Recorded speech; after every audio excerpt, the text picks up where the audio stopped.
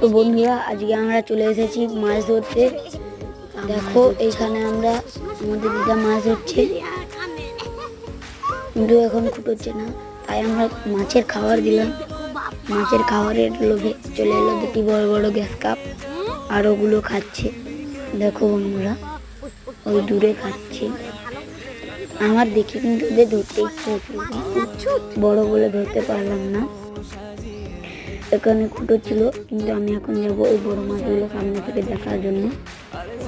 দেখো বড় মাছগুলো খাচ্ছে, কিন্তু ওরা আমাকে দেখেই পালিয়ে গেল। যাই হোক, এখন আমার দিদা আমাকে বড়শি দিয়েছে, বৃষ্টি পড়েছে তাই পালিয়ে গেছে। আমাকে কিন্তু বড়শি দেওয়ার সঙ্গে সঙ্গে আমি একটা পুঁটি মাছ ধরে নিলাম, এবং একটা বৃষ্টি পড়তে আমি চলে গেলাম, কিন্তু আমার দিদা আগে থেকে অনেকগুলো